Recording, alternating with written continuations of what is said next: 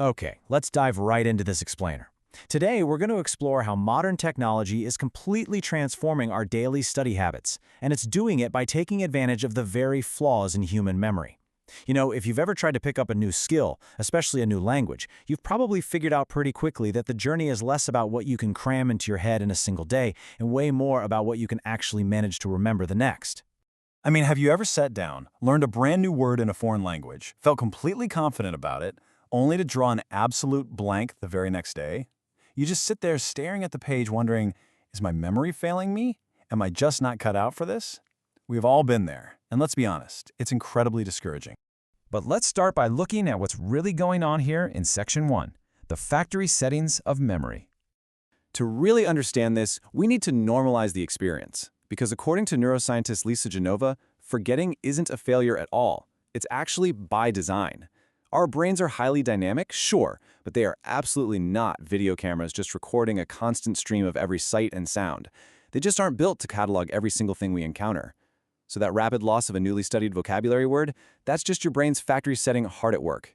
If your brain doesn't get a strong neural input of attention, or if it decides that the information is unnecessary, that data literally slips right out of your brain within seconds, completely gone, without a trace. And what's fascinating about these common retrieval glitches is that they happen to everyone. Take the ugly sister decoy word, for example. That's when your brain pulls up a loosely related, incorrect word and just gets totally stuck in the wrong neural neighborhood. That is entirely normal. In fact, even completely healthy 25-year-olds experience tip-of-the-tongue blocking several times a week. Oh, and as a quick aside, outsourcing your memory to a smartphone when this happens, that isn't giving you digital amnesia. It's actually a perfectly fine way to bypass a temporary glitch. Which brings us to Section 2, the illusion of learning. So if forgetting is a totally natural biological feature, then our typical approach to daily practice, like cramming the night before a test, is fundamentally flawed. We are essentially fighting against our own neurology when we try to force information into our brains through sheer willpower in just one sitting. Cognitive psychologists Robert and Elizabeth Bjork highlight an absolutely crucial distinction here, the difference between performance and learning.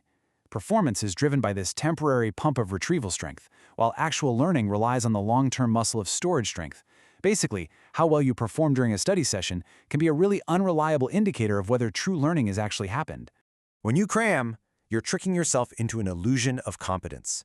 The words come to mind so easily in the moment because your retrieval strength is temporarily pumped up.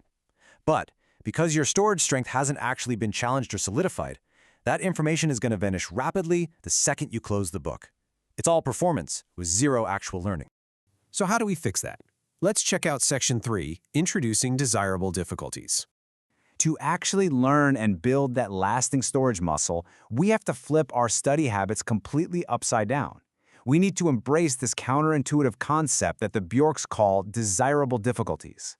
By making things intentionally harder on yourself, you trigger the deep encoding processes required for true comprehension. That means ditching the predictable studying. Instead, you vary your study environment, you mix up different topics, and, this is key, you actually allow yourself to begin forgetting a concept before you try to recall it again. And that leads right into Section 4, the spacing effect.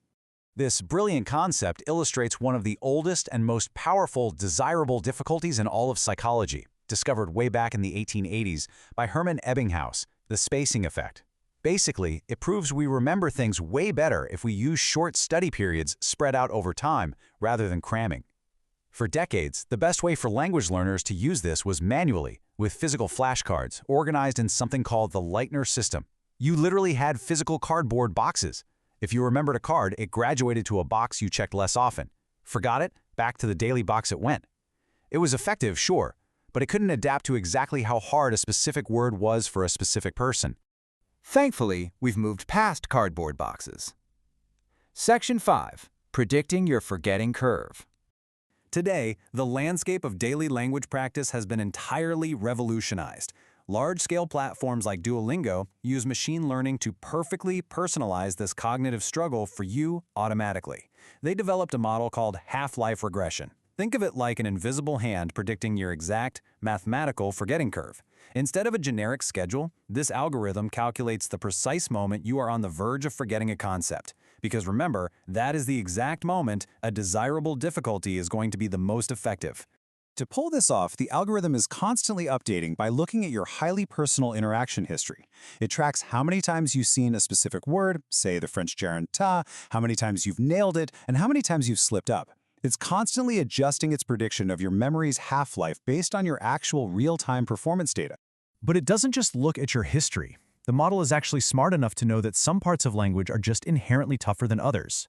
It analyzes lexeme tags, meaning it knows a simple noun or a word that sounds similar in your native language will be a breeze to remember.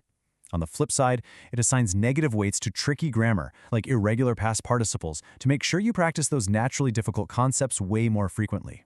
Okay, so what does this all mean for you? Section 6. Perfecting your daily practice. How does all this complex psycholinguistic math actually feel when a typical language student logs in for their daily practice? Well, the genius of it is how invisible it is. Because if the tech is distracting, the learning stops, right? You log into the app and see this vibrant, game-like skill tree. Some icons are golden and full, while others have these decaying, cracked strength meters. Those aren't just arbitrary gamification mechanics. That is literally the half-life regression algorithm visually alerting you that your memory half-life for those specific concepts is expiring right now. And this is where the daily practice is truly transformed. When you click that practice button, the app doesn't just hand you a random deck of flashcards.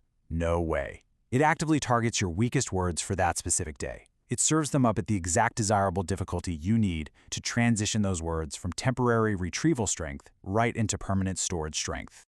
And the impact of tailoring daily practice this way? It is massive.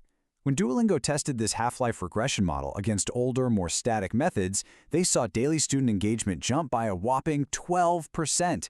Why? Because students weren't wasting their time practicing words they already knew, and they weren't getting super frustrated by words they had completely lost. The difficulty was dialed in perfectly. By blending the biological reality of our flawed memory with data-driven machine learning, we fundamentally changed how we study. Daily practice stops being a guessing game of what to review. It transforms from a really frustrating battle against our own forgetfulness into a perfectly timed, highly personalized scientific habit. So I'll leave you with this thought to chew on as we wrap up this explainer. If our brains are factory set to forget most of what we encounter, is relying on predictive algorithms the ultimate way to finally outsmart our biology and unlock our true learning potential? It's pretty wild to think about. Thanks for exploring this with me, and keep pushing those boundaries of what you can learn.